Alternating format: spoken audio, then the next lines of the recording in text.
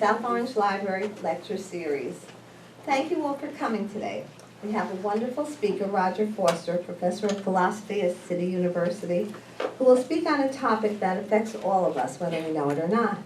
Financialization, the consequences of living in a society dominated by financial institutions. Okay, pretty heavy, but it'll be great. Roger, you first spoke here at, last year, April 16, on economic democracy, cure for capitalism, with a question mark. It was fascinating, your talk, and all the stats that you gave us. So I appreciate your coming back. I thank you. Before we begin, please let me thank all of my fellow friends and librarians for helping set up for these programs and all the help and support they give. I couldn't do it without them. And now, please let's give a very warm welcome to our very special guest and learn a lot. Okay, thank you, Roger. Thank you, everybody, and thank you, Phyllis, for that very nice introduction. So it's great to see so many people. I'm going to talk about some research that I've been doing in the last few years about financialization. But just as sort of introduction, my background is in philosophy, and I'm a philosopher by training, but I do a lot of interdisciplinary work in the social sciences, and a lot of the research that I'm going to present today comes out of that interdisciplinary work. Thank you. That's been going on for the last few years. And financialization has attracted a very diverse group of scholars and researchers. There are economists, obviously, who are looking at this. There are also sociologists and social theorists. There are cultural theorists. And there are people that look at different dimensions of human, like sort of collective human existence. Whether they look at society, whether they look at culture. There are so many ways of approaching financialization because it's had such a deep influence in so many ways in our society. And that's the sort of story that I'm going to talk about today. I think that, as we'll see, I think we can sort of locate a starting point, so we'll sort of start there. When does financialization take off? What gets it going, and how does it develop over time? And where are we today in the process? And how much further is it going to go? Are we going to see a retrenchment, a pullback from further financialization? And obviously, a big sort of contemporary context is the Great Recession of 2007, 2008, which a very difficult and miserable time for a lot of people, a lot of loss of jobs, savings, houses, and so on. So a lot of the current research has been inspired by the financial crisis and is inspired by people looking for ways of thinking about that crisis and putting it in its proper historical context. And I find a lot of the research that's out now is very useful for thinking about that context. Okay. All right. So I'm going to go through some slides and talk about the different dimensions, starting historically. First of all, but if you have any, I don't like to be the only one speaking. So if you have any questions, comments, please, feel free to interrupt me. Before you start, can you kind of give us an essence of what financialization means? Yeah, I think that'll come out as we go through. But I think technically, it's the fact that so much economic activity now takes place via financial channels. So it's not the sort of typical sort of production methods that have typically been used, but even companies that don't do finance are now increasingly making profits via financial means. For example, a lot of companies, GE was a big example of this. GE went from a company that produced things in the 1950s and 1960s, and by the 2000s, GE was a company that was making most of its profits from financing its products, so selling its own in-house credit cards and other things that were ways of making financial profits rather than profits from producing things and selling them. So it's a way of, it captures that transition from an economy where we used to produce things to nowadays where we don't produce things, but we make money by selling financial products. So that's really the core of it. And there's a whole host of repercussions that follow from that, that follow from that in terms of culture, how our society works, how it's organized, and things like that.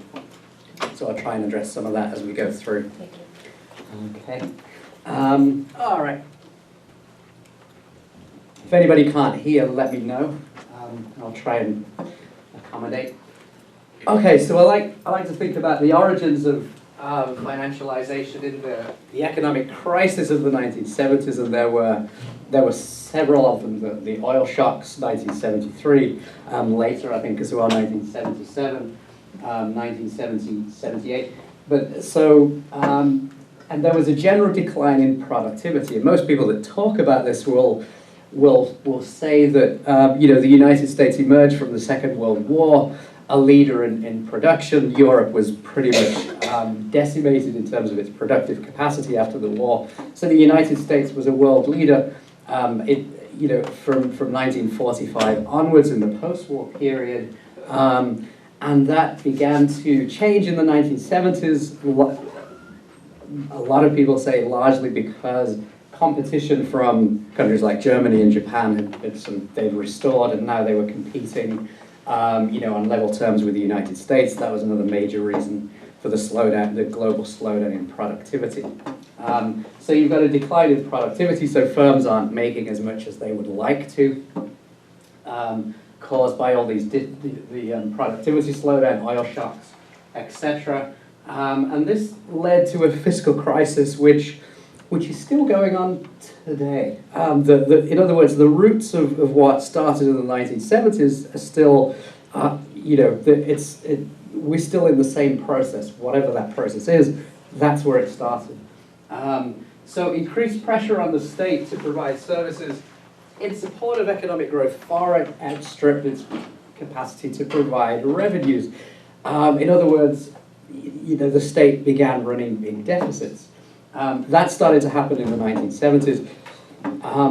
Every government subsequent to that has added to the deficit. Political parties claim to have different perspectives on debt and whether it's a good thing, bad thing, but the underlying truth is that there's been a consistency in terms of growth of debt regardless of who has been ostensibly in charge. There's an underlying dynamic that is to which the political process has proved completely irrelevant. It hasn't shifted the needle on that underlying dynamic, and so we've had a capacity of the capacity to provide services outstrips the state's ability to collect revenues. The solution, in quotation marks, that's been found has been to run persistent continual deficits. So according to I'm going to refer to Greta Krippner, whose 2011 book on financialization. She argues that it was the state's response to this financial crisis, crisis that created the conditions for financialization. So I'm going to explain that position first of all. So here, and I find this an interesting idea. It's not the only idea out there. I think it's one of the most thoughtful and interesting ones. Financialization wasn't a deliberate strategy. It wasn't like anybody said, let's give finance greater power over the economy. Let's turn most of our profits financial profits. It wasn't a deliberate strategy that this happened. It was an inadvertent result of the responses to the financial crisis. To the fiscal crisis of the 1970s. So the crisis of the 1970s, and you've got people who were big sort of public figures in the post-war world, like Daniel Bell. He wrote a book called The Contradictions of Capitalism, I think, in the 1970s. And he used a term to refer to this called the public household. And the idea of the public household is basically the nation as a kind of budget. And you've got a number of groups who are claiming and competing for resources, right? And so the fiscal crisis results because at a certain point, the capacity of the state to provide resources is outstripped by the claims of groups who want a share of those resources. And this, like I said, this really starts to pick up in the 1970s. So the state's response to that was to attempt to satisfy more groups and more people than in fact it could provide with the resources it had. That's what started to drive financialization. So that's the core story according to Greta Krippner. Okay.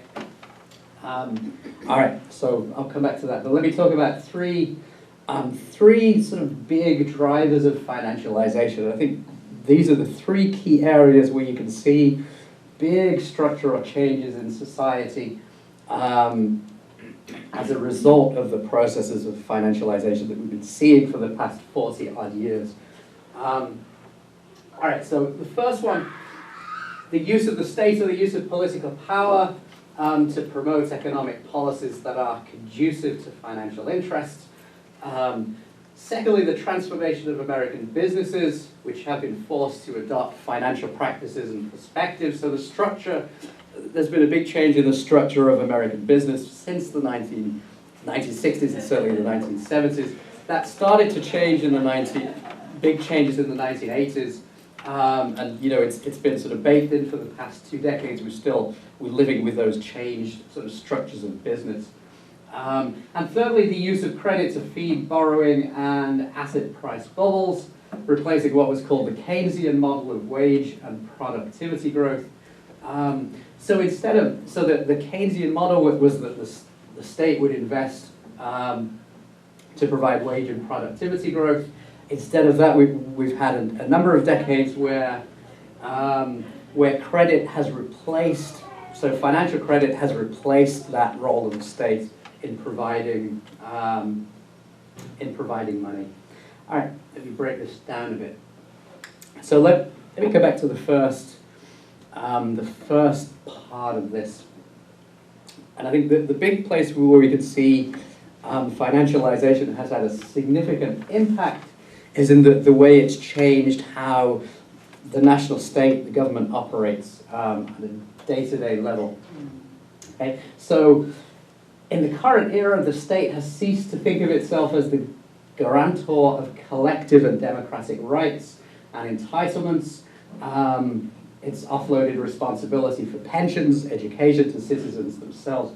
And people sort of say anecdotally, just things like, in the 1970s you could get a job as a dishwasher and put yourself through college. And that made sense at a time when most college costs, a significant portion, were absorbed by state governments.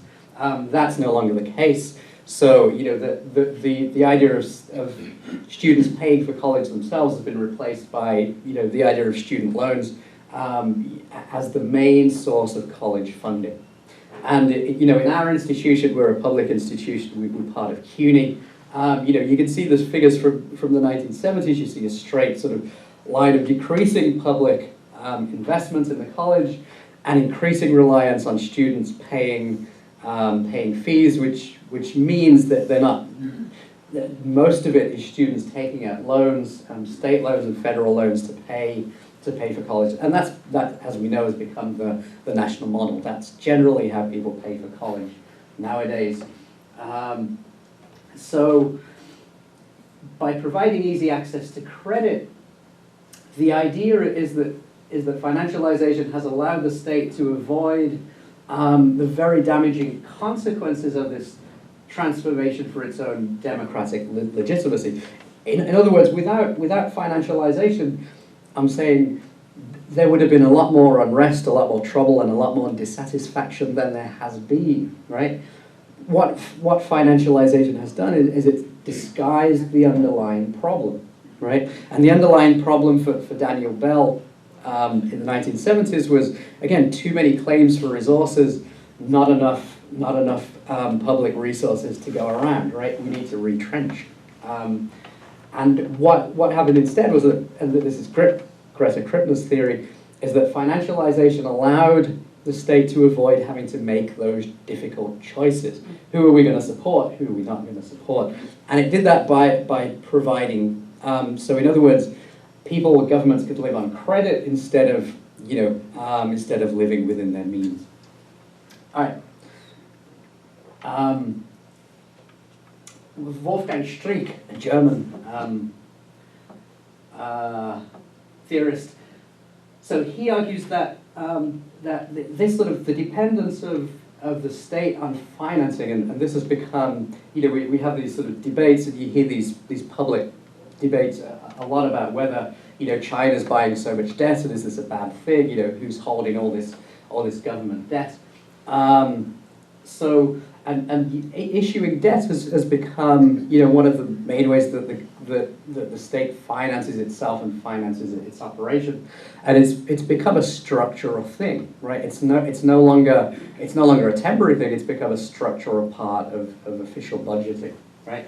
So what's happened is that it's allowed finance. So finance can now take on the role of a disciplining agent, as Street calls it, vis-a-vis the state. So, so the state has democratic obligations to its voters. It has to be, it has to listen to them to a degree, because otherwise not going to get re-elected. So that there's a democratic impulse on elected officials to do the bidding of citizens in virtue of the fact that they're elected, right? But now there's another significant group who have a claim on the state, not citizens, not voters, but creditors, right? So creditors potentially have influence and the capacity to block or censor outcomes of democratic politics that they don't like. So you have that's become a kind of another force that is pushing for its own sort of interest in the public sphere, and the fact that it has a financial stake. So whoever's financing public debt has a stake in policies, because creditors want to be repaid, right? So that there's a potential influence and an influence on the state that can potentially undermine democratic politics. And it's possible that a lot of the political tensions that are around nowadays are partly a registering of that fact, and a sort of realization of why citizens don't have as much say as they think they used to and think they should have. Yeah, good. Who are the creditors? Could you name just, is it a bank? Is it a very wealthy person? Yeah, it's a good question. Again, I'm not, I know some of the some of the details. I'm not sort of a finance person, but I think from what I've read, I think a lot of it is big pension funds like CalPERS and people like that are big investors in public debt. There's a lot of people talk about foreign holdings of debt. I don't know how much nations like China have. I think they've sort of cut back a little bit, but still, there are significant holdings by international governments.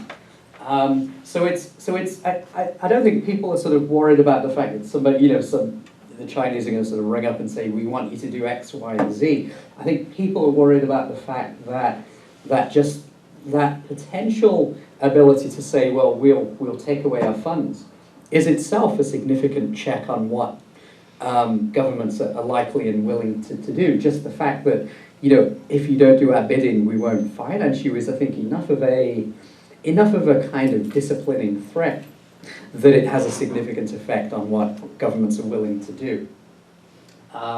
So, yeah, I think from a variety of sources, but some are bigger than others. Pension funds are a particularly big one, I think. Yes? I came across something by accident on the computer called, our president belongs to, it's called the President's Private Stock Market. And it is called the Oxford Club, $15 to start. And a lot of politicians belong to it. Oh, really? They have Can the you best, repeat the question so people can I don't know what's a phony or not. Because they name names who live What on was it called again? The president, our president belongs to it, Obama. The President's Private Stock Market. It's called the Oxford Club. And it came up on a computer by, they charge you $15 to start. Yeah. It seems to be secret. Only the people who are politicians seem to be loyal to it. And you're tripping your money in no time. Right. They have a list of all the big companies like Dropbox, Uber, and all those Yeah. new companies. Who are their clients. I don't know, to tell you the truth. I mean, I don't, yeah, I haven't heard of that, but I think that, They show their pictures and how could they allow Yeah. that? They can sue them if you put my name belonging to that club. And right. Yeah, I mean, it's, look it up. I might do that. Yeah, I mean, there's, you know, I'm sure, I'm sure there are those sort of connections that, and I'm sure a lot of the personal connections help to, because it's and you sort of get this impression that at sort of the top levels of finance, management, and politics, everything's kind of, they're sort of, they move in the same circles. And they make all the big companies that are making a lot of money Yeah. So I mean in that. their portfolio. Yeah. So that makes sense. Let me talk about the.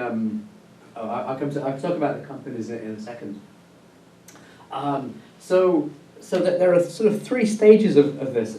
Street calls it buying time. In other words, instead of sort of solving the problem of resources, we've sort of used finance to buy time to avoid solving the problem. So that the problem just sort of keeps getting worse, and sort of it's a structural part. But we never attempt to solve it. So he calls it, we sort of buying time and not solving things. So in the 1970s, if you remember, it was inflation. It was inflation that secured the social peace by permitting wage raises in excess of productivity growth. This was the era when unions would, bid for powerful unions and companies would bid for wage increases.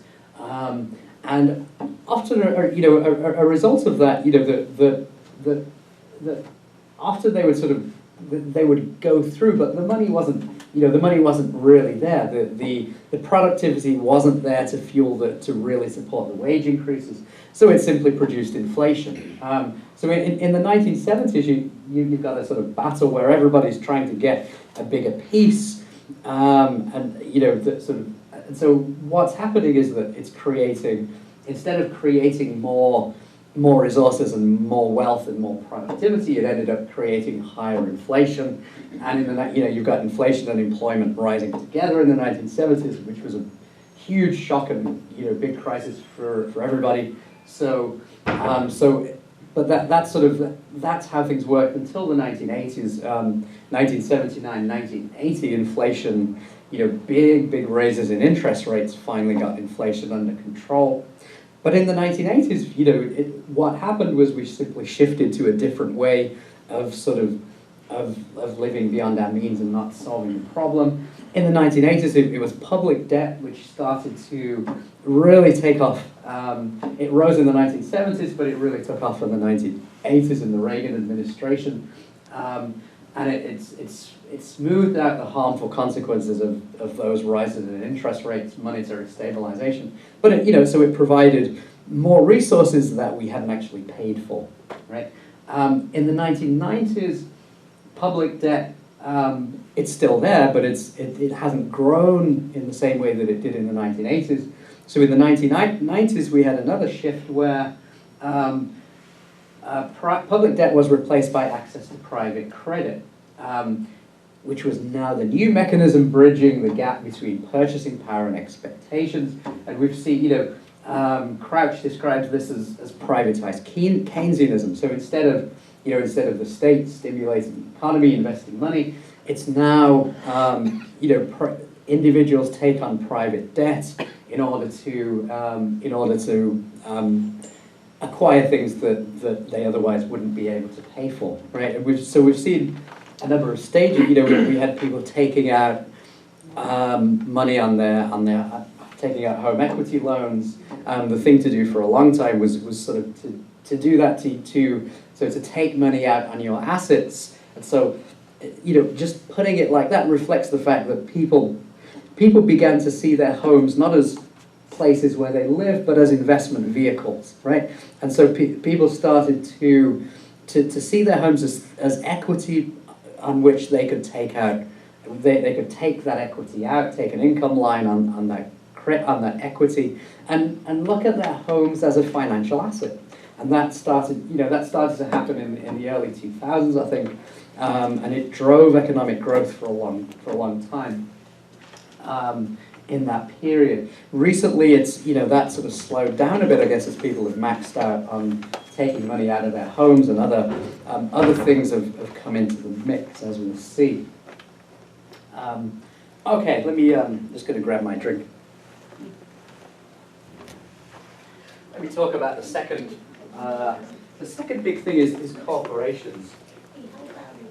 Soon as you have to give them a fee if you want to keep the money in the bank, instead of them Yeah. giving you, how about that? Yeah, Terrible. that's the way it's What do going. you do, put it in the mattress? Good point. Financing corporations. So, I find that this one really interesting when you see the change. So financialization has restored profitability increasingly, so that the sort of profitability crisis in the 1970s when companies were sort of struggling and finding out how to restore profits. Financialization has restored financial profitability overall. Larry Summers, I just saw he had an article today saying that corporate profits are at their highest level. I don't think he said highest ever recorded, but it's something like that. I can't remember where he published it, but Larry Summers is an economist who's been around for a while. Anyway, so the profits are derived from financial activities, like I said, not traditional investments in production.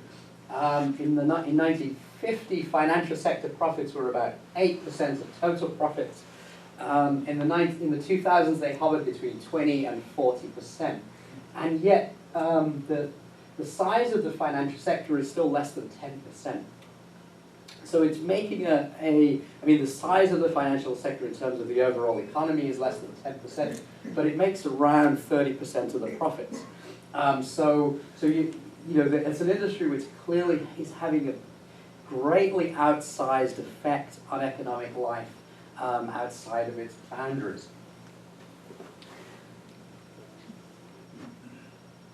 Okay, so the big sort of shift in corporations happened in the 1980s. And it was a shift in the idea of financial profitability. Shareholder value, it essentially provided a way of subjecting management to the interests of the capitalist owners. In the 1950s and 1960s, corporations became very big. They became very big conglomerations. They weren't vertically integrated, they were horizontal. GE was a good example. Huge company, but it was invested in hugely divergent realms of activity. Things that had nothing to do with each other, and it acquired sort of industries that had nothing to do with its core business.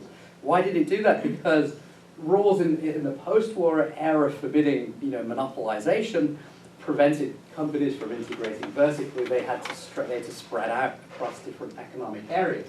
So by the sort of 70s and 80s, these were huge, unwieldy, very sort of big companies that were dominated and controlled by the sort of management cadre that controlled them and made the decisions. And in the post-war era, management made the decisions. Management's priority, much of that period, was simply growth. They wanted to get bigger, and they did. They got very big. So management was focused on, it wasn't focused on satisfying the shareholders. Shareholders buy shares, sell them. Management wasn't particularly concerned about that. They were focused on growth. As long as the company was growing, it was healthy, right? So this changed in the 1980s. It was driven by the idea of shareholder value. And the central point of shareholder value was saying that it's the shareholders that own the companies. They have rights to the profits, right? Other stakeholders are only there at the behest of the shareholders, but they exist in order to make money for the shareholders, right? So it aligned two things, ownership and control, right? In the post-war period, those things had come apart. Managers controlled corporations, shareholders owned them, but it was a distant idea of ownership. They weren't aggressively pushing certain strategies or looking at quarterly profit margins. They left managers alone by and large to pursue growth, right? Now when this begins to change, when the shareholder value comes in, and shareholders are seen as the owners of corporations, entitled to the profits, and entitled to fire or hire management based on whether management, accepts their preferences or not. It brought about a fundamental change in how corporations operate. A sort of big idea that sort of came in was a kind of what's called a core competence specialization. So companies would sort of hive off any sort of parts that didn't focus on the core competence, and sort of put those somewhere else. So after this period, it completely changed the kind of really the sense of what corporations were for, right? In the post-war period, it had been assumed corporations exist to provide products and they grow, they experience regular growth. After the 1980s, it's become generally accepted that the only purpose for which a corporation exists is to provide profits for its shareholders, right? And everything else exists in order to make possible that profitability. Excuse me, why did it change? Yeah, good point. It was rooted in the crisis of the 1970s, I think, and it's there was a movement pushing to I think a movement came out of business in the 1970s and the Chamber of Commerce and everything else that began to push it when they saw this as a solution to the problems. And the 1970s were a crisis, sort of economic crisis era, so it was a time when radical solutions were going to get a hearing. And I think that something was going to change. These ideas were sort of out there and being pushed, and frankly, these ideas were the ones that won the day. And what happened in the 1980s was, it was the age of corporate raiders, right? It was the age of people like what's his name, the junk bond guy, Michael Milken, and junk bonds were all about big sort of private equity holders, using sort of junk financing to buy really huge companies, and then they would sort of break them up, sell them off, and sort of make profits from that. So it changed. Ownership is no longer about sort of taking the idea of sort of taking care of a business, taking care of a company. That idea kind of went by the wayside. That the company exists solely in order to make profits for shareholders. And I think, I'd also say that that sort of view was very closely aligned with the way the financial industry works anyway. So this view was being pushed by, was sort of coming out of finance and being pushed by finance, and it sort of reflected the fact that financial, the financial part of the economy was becoming very powerful. Was it Yeah. political? Say again? Was it the Republicans, would you say, because Reagan was in the 80s, that it could have influenced it? I mean, a lot of things that, a lot of policies that he put into place certainly promoted it, for sure. It's, when you see it over a 40-year period, you sort of notice trends that don't really sort of map onto which to which party happens to be in power. So I mean that's so sort of some of the things that Reagan did certainly sort of pushed it forward and sort of made a difference in how it would turn out in the future. But you could equally look at a number of and Clinton the Clinton presidency in the 1990s is constantly criticized for its sort of lax policy on finance. So it's not like it's really hard to say that one was good and one was bad. It's not neither political party could really do anything about reversing the trends, and they simply went along with it. What you're saying reminds me of Walmart. It's a good example of what you're talking about. Walmart only cares about their shareholders, and Hillary Clinton was on the board, she did nothing about it. When the workers wanted something, they got zilch. Now they're giving them a little bit to appease them because their reputation is going down. Yeah, I mean that's an ongoing issue. I think. Yeah, I mean Walmart's sort of It's an example. It's interesting just because it does so much more intensely a lot of the other things that other companies do, but it just seems to do them, so much more intensely. But it's certainly a kind of what I would call a financialized corporation for sure. And Walmart has been, it's hard for Walmart to get more into financial profits just because of the nature of its business, but it's always coming up with schemes to offer, its customers, cards, sort of, what are they called? Yeah, gimmicks, yeah, sort of, credit cards that they can use to buy stuff. It's a difficult thing because they're consumers. Typically, in most of the places, most WalMarts are don't have easy access to credit just in virtue of the demographic that Walmart serves. Yeah. Do you think it would be fair to say that, like, beginning around in the 70s, that a lot of these changes can be tied into the supply of oil worldwide? Because it seems like, I mean, there was like the oil crisis in the 70s, Yeah. and it seems like, that seems to be like a driving factor in the change in our financial situation. Yeah. I don't know. I mean, I know some people have talked about that, and it does seem to be a factor. I think it tends to go in sort of spurts rather than a sort of constant. Yeah. It would be my view that if it certainly sort of exacerbates things, but it'll be in a certain sort of period when there's a sort of glitch in supply, or Saudi Arabia says we're going to radically scale back supply, something like that. So it tends to happen in sort of spurts that oil becomes a factor. All right, let me press on.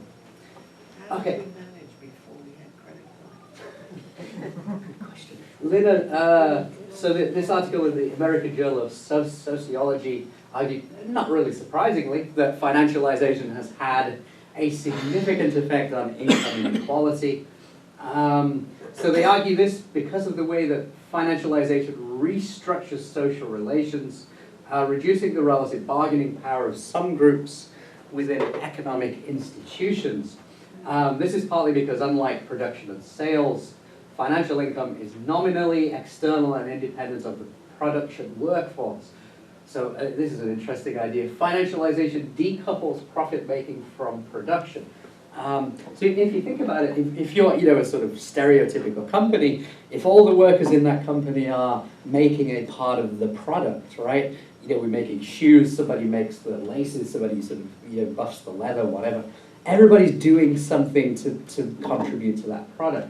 So you can you would sort of look at that company and say, when that company makes profits, everybody's got a share in what comes out of it, right? Everybody's got a share in the profits because they all made that product. When the income that you're making is related to the kind of the credit cards you issue to people and whether they default on their sort of payments for that product, rather than the stuff you're actually making, right? the profits no longer have, they've been decoupled from the workforce. They're no longer related to what the people actually producing things in the company are doing, right? So financialization sort of separates profit from production, from the people doing the work, and it makes it easier to argue that the profits are something that should go to the shareholders exclusively and not to the people that actually work at the company. And in fact, you know, there's been a lot of work done on outsourcing as well as another fundamental factor here that you know, and Walmart's the king of this idea that you know it doesn't produce stuff itself. It outsources it to suppliers that it uses to supply all of its manufacturing facilities, right? Why does it do that? Because once it's got an independent supplier, it can squeeze that supplier. If there's a competitor, it can squeeze that supplier against its competitor. It can reduce the amount, it can reduce the margins of the supplier, especially as is usually the case. That supplier's only client is Walmart. And I think Walmart often insists that that's the case. So that structure where you've got a company that's just producing a core competence, Walmart's core competence is just what, sales, but it doesn't produce anything, right? So everything else is outsourced. Everything else is to be reduced as much as possible to cost, right? So the people making this stuff, they're not Walmart employees, right? They don't work for the company. Walmart has no obligation to pay those people a decent wage whatsoever. They don't work for it. They don't, you know, they're essential to its profitability, but they're other people's workers, right? So outsourcing has again sort of broken the connection between people who make things and who actually gets a share of the profits. The people who make things are sort of isolated in these outside companies, and it's the bosses and the management of those companies who work the workers incredibly hard on behalf of Walmart. Walmart doesn't have to do anything other than set the terms in which they're going to actually buy stuff. This is something I'm really interested in. So aside from the state and corporations, this is the third part, the financialization of everyday life. It's hard to quantify, but it's there in so many ways. Lapovitas, an economist, talks about the penetration of finance into the circuits of personal revenue, mortgages, home equity loans, credit card debt, payday loans, all these things. Households have been increasingly pulled into the financial system on the side of, as in people who owe money. So, in other words, this has included aggressive efforts to lock the working class in particular into the cycle of debt. The old sort of saying that it's really expensive to be poor is kind of true. Just because they if you can't afford a bank account, then the available forms of credit are very, very expensive. Payday loans very expensive. Another thing that's come up, the New York Times has had a number of articles about this in recent years, auto title loans. And you don't see them around here, but if you go to other states, I go to Virginia to see in-laws in the summer, and when I go to Virginia, you drive around, you see these places all over the place.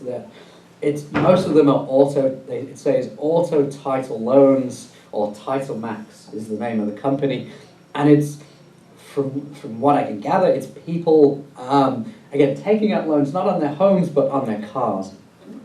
So if sort of maxing out on your home, the next thing to do, what do? Well, instead of seeing your car as something that takes you to work, it's a financial asset, right? I can monetize my financial asset. I can draw out money on that asset and treat it as an asset rather than treating it as a car that gets me to work.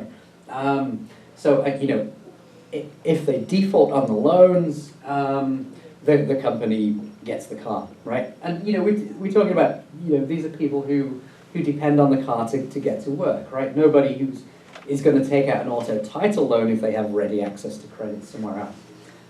So and they carry interest rates of up to 500% often. So all of these things have been, you know, and there's increasing sort of ideas about how to find. I mean, really scary stuff. Sort of recently, people have begun to talk about. I think the idea is investing in students, right? So the idea is instead not a house or a car, but you turn a student into potential capital, right? A student is a future revenue stream, right? One day, in other words, they're going to make money. Financial investors could come along and invest in the student's invest in the student's education. What would they get in return? They would get a slice of the student's income stream when that student starts to work. Right? Yeah, it's very you know, On slavery. what's the word? Slavery. Yeah, it's University. yeah, Example. it's like sharecropping again, where you don't really own anything. You're just sort of working to pay off debts that you've accumulated for somebody else. But I was shocked when I heard this idea is actually being floated as a solution to the student debt problem. Isn't that what a student loan is? When you get money because you're going to medical school and they lend you money, they're counting on you making money as a doctor and you're paying off the loan. It is, yeah. I'm sorry, I don't see the difference. Right. It's parallel in that sense that that if you pay off a loan when you start earning, you start paying off the loan. Student loans are, the interest on student loans is very is capped and regulated. There's no suggestion that these sort of investments would, how would they be capped? How would they be regulated? So that I think the potential for abuse is that that they're going to go after the kind of students who don't have any other financing, and if you don't have any other choices, what terms are you going to agree to, right? So I think it just has far more potential for abuse. I mean, I think I agree. The student loan system it ties you in a similar way. It feels like sharecropping in the same sense, right? But it's the fact that and now you can't since they changed the law, you can't get rid of those loans in bankruptcy as well. So it is a kind of servitude. I just think that would be the idea of wealthy people being able to invest in students would increase the amount of abuse in that system. Yeah. Is there conditions where they're forgiven if they were defrauded? Possibly. I don't know the ins and outs. I do know they changed it to so that you can't declare regular bankruptcy, but I don't know the. Worse. Yeah. And again, maybe that was in 2007. But again, that's not a political thing. That was that was a kind of bipartisan thing If you work to for go the that government, way. don't they forgive you? I don't think so. No, not for student loans. So Randy Martin argues that finance insinuates an orientation towards risk management and accounting in all domains of life, and a principal effect of this process, it devolves responsibility for structural activities, for structural inequalities onto individuals themselves, to be managed as part of their personal portfolio of risk. You see, so this is a good example of that. The shift from everything, as you probably know, used to be defined benefit pensions, where people would retire with a sort of a fixed amount of how much they were going to get, as a pension. And we've, as a society, we've shifted to 401ks, to individualized retirement accounts, where it's no longer a defined benefit, a fixed benefit when you leave. what you get in retirement is dependent on how well you save. So it's sort of, again, it's changed the idea of pensions from an idea of guaranteed income to an idea of it's your responsibility to invest safely and wisely, and if you don't, that's on you. Okay. So it transfers risk and responsibility onto the shoulders of individuals themselves, right? That they're the ones who have to manage the risk of retiring and getting an adequate pension. So the second thing to say is I'll explain this, it produces individually responsible subjects through the individualized mandate to bear that risk and responsibility. So in other words, it makes people act as though they are financial investors, right? It makes people see themselves as financial investors, and it makes them think of themselves as financial investors. And again, this was going on with homes as well in the 2000s. So, people begin to see themselves as investors with a collection of assets. What are the house, the sort of pension, these are the sort of different assets. What do we do? Do we cash out this one? Do we keep this one? So people have got used to this idea that we're individuals managing a collection of assets. Incidentally, there's some interesting things people have said about Facebook. Is everybody on Facebook? Me neither. Can't stand it. But obviously my wife does it all the time. I've sort of seen how it works, and it's interesting because you can see what people are doing on Facebook is they're sort of managing their portfolio, right? They've got all their different interests. They've got this interest, this interest, this interest. I value this. I want to promote this, and on Facebook they sort of. They make connections to other people that sort of ties into this asset, this interest. So you manage yourself as a series of different assets, right? I'm this collection of assets, and this is how I'm managing them. And Facebook allows you to think of yourself like that. I think, so it's again, these, the technologies that we interact with they're not innocent at all, I would say. The technologies around us are teaching us how to be financial citizens. They're instructing us in how we have to see ourselves and how we have to behave if we're going to be responsible financial citizens. I think Facebook is a really good example of sort of how that works. There's the woman on PBS too, Suze Orman. Yes. Does the 13. 13 PBS. She's always doing the financial advice, isn't she?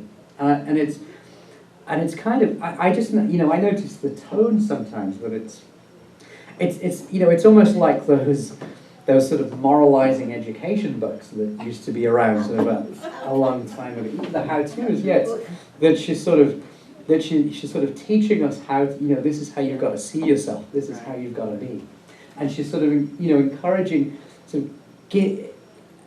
Almost calling people to see themselves as financialized citizens, right? So I'm going to see myself like this. I'm going to manage my assets like this, and I'm going to be a financially responsible person. So it's recreating how we think of ourselves. So that's what I call the subjective part of financialization. That it's not just changing states, it's not just changing businesses. It's changing us as citizens and making us think of ourselves in a different way. Max Hyman talks of, so he calls this, he's a Canadian, actually, he's a cultural theorist, but he talks of this emergence of financialized individualism as a care of the self based on economic risk management and the transformation of personal horizons into economic investment. They do sort of do that at school as well. They sort of, there's financial literacy and stuff, and that's going into the schools now as well. That idea, and of course, school or college becomes, why do people go to college? In the past, all kinds of reasons for going to college. parents said you had to, that you didn't want to work. You're trying to find yourself. Who am I? I'm trying to find my, who am I? So that, people, there were, and those were, when college wasn't that much of a financial burden, those reasons could sort of, those reasons could exist. But now, why do people go to college nowadays? This universal idea has sort of come to be accepted that they're investing in their future, right? It's an investment in a possible future. So again, it's we're sort of investing creatures when we do stuff. We're investing in sort of making an investment in a possible future. Marriage is often described as an investment of time and resources. Do you want to invest here or here? Yeah. Only because you said find yourself. Rodney Dangerfield, I believe he was on Johnny Carson when he told the joke, don't hold me to it. His son came over to him and said, I don't know where I am. I don't know what I want to be, where I am, what to do. So Rodney Dangerfield said, you're right here. You're standing in front of me. That's where you are. Find yourself. It just when you mention those words, it just Right. I mean, it's sort of nebulous, isn't it? What is it? I didn't plan that you were going to say that. So. Yeah. Roger says school becomes an investment in a possible future. Well, nowadays, you can't get a job as an assistant manager in Toys R Us without a college degree. Yeah. Years ago, if you started out at 17 years old as a salesperson, you could work your way up. Right. So now it's not only an investment, it's the only option. That's right. And it doesn't matter, we're not talking about becoming a doctor, we're talking about anything. Yeah, that's right. It's become the solution to this sort of general problem of the winding down of manufacturing and transition to a service economy. And so, people have sort of looked at, school has become, how do we solve that problem? School. And it's not clear how it does. What's happened predictably is simply that we've had sort of inflation of school, of the value of school, of the value that school offers. So it's not, BA is not enough nowadays, you need a postgrad degree. So it's just, predictably it's produced inflation. Yeah. I think we're getting to a tipping point where people are going to start saying, what is the real value of going to college? Yeah. Because you can't pay for the college when you go out and you're a cashier Right. at Walmart. No, it's true that there's a systematic disconnect between what people are talking about college doing and what it's supposed to be the solution for and what it can actually do. And it's, nobody has any good solutions, I don't think, for that problem as yet. Some people talk about more training schemes, maybe technical colleges and stuff, but I mean, It's debt too. it's debt too, and are there enough jobs to sustain those things? So. I want to ask you, don't you think the schools have downgraded? Because when I went to school, a high school education was equivalent to now college education. Right. It's downgraded. If you look at, What did you learn? if you look at sort of school students today, you still see that they're doing pretty well compared with previous generations. Yes. I mean, in terms of their scores on national But tests. broad range, But they had zero win on this test, so it certainly well, was. so in some cases, Had a broad range. but overall, there's been, the kids today are smarter than kids 20 years ago, 30 years ago, 40 years ago, etc. Yes. Maybe, but it's what is it? Good nutrition. It's just learning from mistakes. It's it's probably a number of things, but there's a trend that so it's ludicrous that somebody from high school can't do a job that somebody with just a high school certificate could do 30 years ago because they're smarter. It doesn't make any sense. I'm sorry. No, go ahead. Wouldn't it create even more unemployment if you have all these people out of high school looking for jobs, as opposed to now you at least keep Yeah. them out of the people looking for jobs for a Right. few years? Yeah, I mean, it temporarily solves that problem, but it's not, you know, it's only a temporary solution if the, you know, the economy to support what people are, the jobs that people are expecting is not there. So, I mean, it temporarily eases, I think the fact that it's so difficult, you know, and I think you were implying that is what sort of pushes a lot of people towards college, that you know, there are simply no prospects at all otherwise. And you know, in my institution, you know, we mostly have people who are first generation college, you know, college attendees, and it's, you know, it's a very difficult thing, you know, that they don't know the ropes, they have to learn how college works, you know, and their families, because they didn't go, you know, they can't really help them, and it's, you know, but it's become for everybody has sort of, you know, imbibed this idea that, oh, college, right, you know, that's the only route to success, and it's just not, you know, it's just not working. I mean, I'm all in favor of college, but yeah, it's a structural problem. Yeah. Years ago, people would stay in the job until they got the gold watch. Today, they jump from job to job. Right. Unbelievable. I was going to show, I mean, my grandfather got this gold watch. He worked 35 years at Lander Cartons. They made boxes. And when he retired, this is what they gave him for 35 years, this one. But this was in the 60s, I mean, it still works. It's much better than anything you could buy today. Fabulous. Yeah, that's right. I mean, that was the model for a long time, that people would, you know, people would join a corporation, GE or whatever, and they'd work there for a lifetime. And that started to change in the time frame we're talking about. That idea of lifetime employment sort of went away, and it was replaced by this idea that we're, and again, it's a sort of financial idea that you know, people, when we work for a company, you're really just contracting, right? You're doing your own thing, you know, and now most people, you know, people even that work in companies, the relationship is much weaker. They're almost contract, you know, they bring in their own money. They're supposed to contribute a certain amount to the company.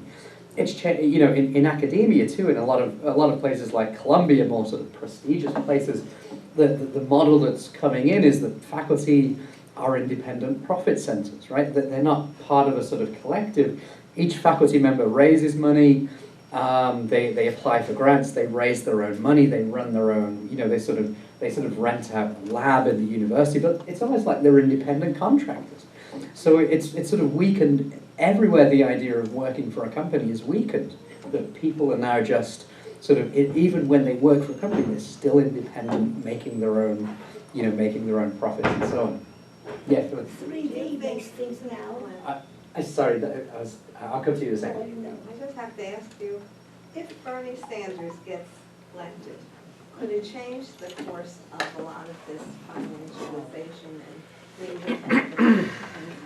In other words, more people can go to college without having loans and so forth. And maybe making it more socialistic. You know, There isn't anybody that votes for he's the only one that has a connection to the New Deal. Nobody else remembers it. Nobody else sort of has that connection. I mean, He stayed the course. he's still the same. And I think that's part of the attraction, that all of the sort of the years when the baby boomers were in charge, he completely, you know, you can skip over all that. And I think that he sort of represents a different age when a lot of the sort of tensions, you know, weren't around. I mean, but he talks about, you know, we need a political revolution, we need a big change, and you know, if a lot of this is right, that it's serious structural sort of issues that we're not going to solve by regular politics, then you know, he's right in saying that we need something more radical than that. And that's been his argument about, you know, Hillary's position has been, you know, we can do this incrementally, right? Nothing big. We can do this incrementally. You know, we can change things. We can use good policies. We can use some good ideas to drive a change. And Bernie Sanders' position is that's not going to work anymore. Regular politics isn't going to work anymore. That the problems are too deep. And so he's sort of pushing for something bigger than that, and for some more radical structural change. The question is, it's an ambitious idea, and it depends whether you think how much of a serious hole are we in, right? If it's something that we can solve by regular politics, colour is the solution. If you think it's gone so far that we're really going to need something like the New Deal, sort of that level big change again, then that's what he's suggesting. Question is what happens from the time that starts till the time it's accomplished, what it is. Right. Yeah. How do you Yeah. deal with Yeah. the implications of the change? Yeah. Yeah. And that was, I mean, that was driven by sort of trade unions demanding certain things in the 1930s that were very strong in the 1930s, and it sort of kept Roosevelt's feet to the fire. But it's not clear what would play that role today. You mentioned radicalism. On the other side of radicalism, I heard a friend of mine who's a staunch conservative say that we needed to do as Rush Limbaugh said and elect a Republican who will dismantle all of the New Deal. Yeah. Which Trump is trumpeting. for lack of a better- Yeah. Pretty scary when you think about it, the dismantling of Social Security, Medicare, Medicaid, all those entitlement programs they talk about. Yeah, I think it's really interesting what's happening. Whether it's clearly that the policies that they've been pushing for 40 odd years have left a large section of their voters very angry and very in serious economic trouble. And I think so I don't know what's going to come out of that. Of the Trump phenomenon, I don't know what's going to come out of that, but I think they're in the midst of a. I think it's interesting to look at the sort of from the New Deal. You have a realignment when a lot of working class people moved to the Democrats and decided and built the social democratic state in the 1930s and 1940s. Social security was part of that. Job guarantees, unions, WPA was all part of that. Yeah, so that was a big realignment. The next big realignment was the Reagan Revolution in the 1980s, when the so-called Reagan Democrats, when the working class went with bought into the Reagan Revolution, and that has sort of persisted for the last 35 odd years. And I get the sense that the people that led that revolution, the Reagan Democrats, are now they're now really, really angry and looking for another kind of serious change. And I'm perplexed. It always seems to be this. It seems to be the same group of people. It's working class without college education who seem to be working class white people without college education who seem to be the drivers of these big social changes. And I think it's happening. I think it's clearly happening this year. I don't think it's going to finish and be resolved this year. But something else, some other realignment is going to be there when this dies down. That's my hope. You were absolutely wonderful. Oh, And I was trying to understand a lot of it, but you made it so much clearer for us. Thank you so much.